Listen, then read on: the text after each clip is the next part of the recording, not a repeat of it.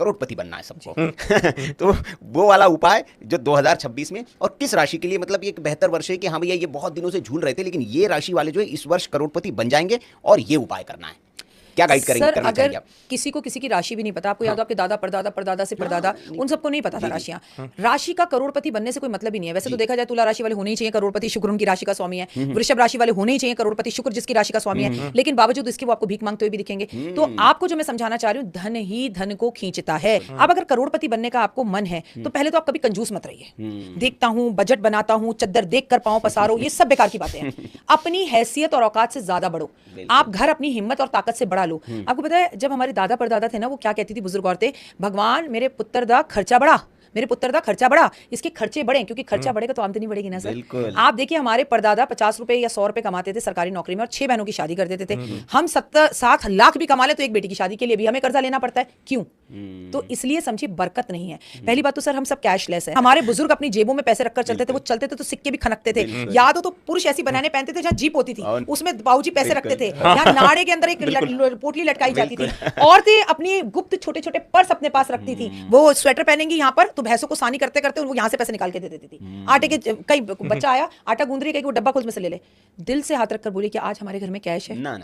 तो जब घर में पैसा ही नहीं है तो करोड़पति बनोगे कैसे? धन ही धन को खींचता है। मैं आपके माध्यम से बताना चाह रही हूँ, न्यू बिगनिंग, न्यू शुरुआत कीजिए। चलिए बहुत अच्छी नोटबंदी हुई, चलिए बहुत अच्छा है कि हम कैशलेस हुए, लेकिन अपने घर में हर ड्रॉ में हर जगह पर थोड़े थोड़े सिक्के, थोड़ा थोड़ा पैसा जरूर रखिए, तभी आप करोड़पति बनते हैं। कंजूस आदमी कभी करोड़पति नहीं बन सकता। कोई भिखारी आपसे रेड लाइट पे पैसे मांग रहा है या कोई चंदा आपसे मांगने आया है तो हम क्या कहते हैं, 11 रुपए की पर्ची काट दे। आप 1000 रुपए की पर्ची कटवाइए, शाम तक 2000 पाइए, करिए और देखिए। जैसे पर्स में तो आपने बहुत अच्छी बात बताई कि कैश रखना चाहिए, चूंकि डिजिटल का युग है। पर्स में कोई ऐसी चीज होती है रखने से जिसमें संबंध होता हो पैसे बढ़ने का? ऐसे कई लोग बताते हैं, मतलब हाँ कि ये रख लीजिए। पर्स में कौन सी चीज हमेशा रखना चाहिए? जैसे कई लोग, जैसे मैं आपको, तो आप तो खैर ज्ञाता है इस क्षेत्र की, चांदी का चौकोर टुकड़ा रख लो या कई चीजें XYZ जो भी है, ऐसा कुछ होता है पर्स में रखने से? क्या रखना चाहिए वैसे पर्स में? सर मैं तो कहूंगी पहले ये समझिए कि क्या नहीं रखना है पर्स में। हाँ, ये समझिए, रखने की बात दूसरी है।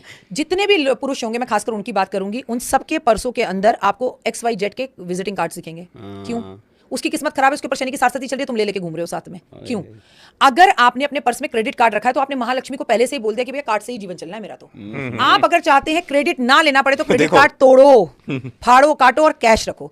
पैसों को बहुत खूबसूरती से रखो, इज्जत से। ये महालक्ष्मी के सामने ऐसे ऐसे करके आरती जलाते हो, जो कैश एक्चुअली धन है उसको मोड़ के, तोड़ के, गंदा टेढ़ा मेढ़ा, सिक्के भी उधर वो। और जितने पुरुष हैं उनके पर्स फटे हुए होंगे। क्यों? ये मेरी फर्स्ट गर्लफ्रेंड ने दिया था, ये मेरी एक्स ने दिया था, ये बड़ा लकी है। ये ऐसा कुछ नहीं होता सर।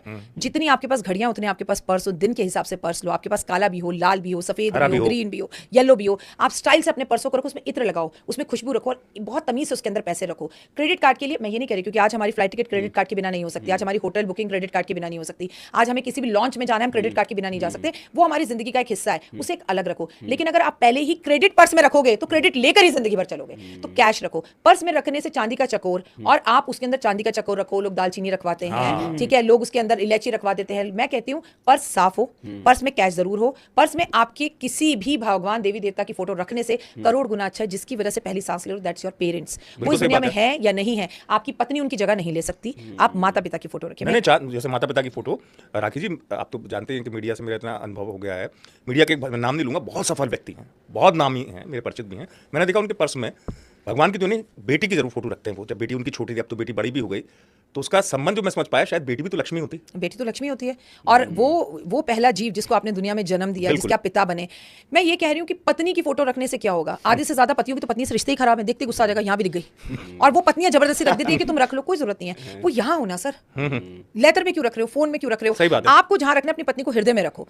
कभी पर्स चोरी हो जाए तो लेकिन माता पिता का आशीर्वाद जब आप खोलते हो और आपके साथ हमेशा होता है। सर पर्स को हमेशा साफ रखें, सुगंधित रखें। आपके पास जितना भी धन आता है उसको पहले हाथ जोड़ के प्रणाम करें। अगर आपको याद हो कि जब राम जी ने शिव जी का धनुष तोड़ा था सीता मैया से विवाह के लिए, तो ऐसे करके पकड़ा नहीं था, पहले प्रणाम किया था। मैं आपको प्रणाम करता हूँ। नदी के किनारे पर जब पहुंचे केवट के साथ, तो मैं आपको प्रणाम करता हूँ। हम प्रणाम करना भूल गए हैं सर। आप अपने घर की लक्ष्मी को, अपनी पत्नी को, अपनी बेटी को, अपने पर्स को प्रणाम करो, अपनी ऑफिस की चौखट को ऐसे चूमो। मैं आपको प्रणाम करता हूँ। कैमरा शुरू होने से पहले मैं आपको प्रणाम करता हूँ। इस पे बोलने से पहले प्रणाम करो। आप करके देखिए, आप जब ग्रेटिट्यूड दिखाना शुरू कर देते हो ना, तो यूनिवर्स आपको देना शुरू कर देती है। चांदी का चकोर रखने से पैसे आते हैं, इसे मैं कभी डिले नहीं करूंगी, आते हैं। लेकिन उसमें अगर दूसरे लोगों के आपने विजिटिंग कार्ड और तस्वीरें रखी रखी हुई हैं और वो गंदा है, बिल्कुल वो कभी नहीं आएगा। उनका उनका प्रारब्ध आपसे जुड़ने लगेगा। सही बात है। 100%। ये होता है। सर आप अपना ये कोट उतार कर इनको दे दीजिए, इनका कोट खुद पहन लीजिए, दोनों की सोच भी एक जैसी हो जाएगी। Energies work. इस स्टूडियो में इस वक्त एसी काम कर रहा है, पर एसी की हवा हमें एनर्जी के रूप में महसूस होती है, ठंड लगने लगती है। लाइट हम देख पा रहे हैं अपनी आंख से, लेकिन कोई व्यक्ति अगर अंधा हो इस रूम में बैठा हो तो भी वो लाइट को महसूस कर पाएगा। एक मंत्र जो राखी जी देना चाहे कि ये 2026 में इस मंत्र की आप जो है जरूर मतलब वो करें। एक चीज जो सूर्य का साल है, जी। नंबर 1 है सुबह जल्दी उठना, नंबर 2 है हम कहते हैं कि राम जी हैं जो वो सूर्यवंशी जी, हैं। अब सूर्य सूर्य सूर्य करने से शायद वो चीजें प्राप्त ना हो, सूर्य एक जगह टिकते भी नहीं, ऐसे ऐसे ऐसे घूमते रहते हैं।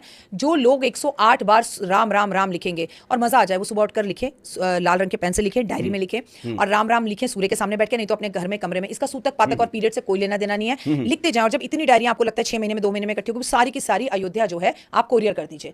अयोध्या के मंदिरों को आपके माध्यम से कहूंगी उन सब डायरियों के लिफाफे बनाए जाएं ताकि देश से प्लास्टिक भी हटे और लघु उद्योग भी मिले, लोगों को काम भी मिले, लोग राम राम भी लिखें, राम से बड़ा राम का नाम भी हो और बिजनेस का बिजनेस भी चले। चलिए, क्योंकि उनसे बड़ा कोई नहीं है। मुझे इससे एक बहुत अच्छा वाकया याद आ गया। हमारे जहाँ मैं पैतृक जहाँ हमारा घर है वहाँ एक रामनामी बैंक बनवाया गया था। अच्छा। एक प्रतिष्ठित नगर सेठ थे, उनका अपना मंदिर था, तो उस मंदिर में और उन्होंने लोगों से करोड़ों राम नाम लिखवाए और फिर वो जब इकट्ठे हो गए कई वर्षों में तो उन्होंने एक राम स्तंभ बनवाया और उस राम स्तंभ के अंदर उनको संग्रहित रखा गया और पूरे उसकी बाकायदा पूजा होती है प्रतिवर्ष। नाम का हाँ, तो नाम का राम नाम महत्व बहुत मतलब है। हजारों नाम की लाखों ताकत लोगों बहुत के बड़ी लिखे होती हुए है। राम नाम मैं तो कहती संग्रहित हूँ है। हम सगन के लिफाफे देते हैं फिर फेंक देते हैं, उन्हीं के राम नाम के लिफाफे बने, एक दिन वही लिफाफा घूमकर आपके पास है और आप कह रहे हैं ये तो मेरा ही लिखा हुआ है, और लिफाफे फिर लोग संभाल के भी रखेंगे। जी जी हाँ, मतलब उसको हाँ, कहीं reuse नहीं, होगा। एक मंत्र है हाँ। जो 2026 के लिए राखी जी ने बता दिया। बहुत सेंचुरी मेरा इसलिए था क्योंकि बड़े युवा साथी हैं आपके, मेरे जी। जानने वाले। सरकारी नौकरी तो आपको पता ही 90% युवा चाहते हैं कि सरकारी मिल जाए। चूंकि मेरे मन में इसलिए सवाल आया कि आपने सूर्य का वर्ष है और कहते हैं कि सूर्य के वर्ष में अगर आप अटेम्प्ट ज्यादा करो सरकारी चीजों से रिलेटेड तो सफलता मिलती है। ऐसा कुछ है सरकारी नौकरी के लिए? बहुत सरकारी नौकरियां मिलेंगी लोगों को, बहुत सरकारी लोगों को के अंदर सरकार चेंजेस करेगी, बहुत सारे नियम बदलेंगे, बहुत सारी फैसिलिटीज सरकारी नौकरियों में खत्म होंगी, बहुत सारी फैसिलिटीज सरकारी नौकरियों में शुरू होंगी। सरकारी उथल पुथल तो आप हर जगह पर देखेंगे। और हाँ, इस साल आईएएस बहुत लोग बनेंगे और आईएएस क्रैक करना है और एग्जाम देना है तो इसी साल दे सकते हैं, लेकिन आईएएस या सरकारी एग्जाम्स जो होते हैं सरकारी नौकरियों के लिए उनके पेपर भी लीक हो सकते हैं। नहीं, लेकिन बस एक उपाय अगर कोई आपके मन में, सरकारी सूर्य उपासना या क्या? सूर्य की उपासना के साथ साथ एक चीज है ना, इस साल सूर्य को सूर्य मतलब पिता शनि पसंद नहीं है, पिता पुत्र की लड़ाई है। काले नीले कपड़े साल नहीं पहन सकते। इस साल का लकी कलर ऑरेंज है। ऑरेंज कलर आपको सबसे ज्यादा पहनना है, येलो कलर आपको सबसे पहनना है। जब सूर्य निकलता है उसकी उषा जो है थोड़ी थोड़ी येलो, थोड़ी थोड़ी लाल, थोड़ी थोड़ी ऑरेंज होती है। मतलब जो तो काले भी नीले कंपटीशन की तैयारी करो उनको इस रंग का उपयोग नहीं करना और ऑरेंज का ज्यादा करना है। ऑरेंज का ज्यादा करना। ऑरेंज पीला।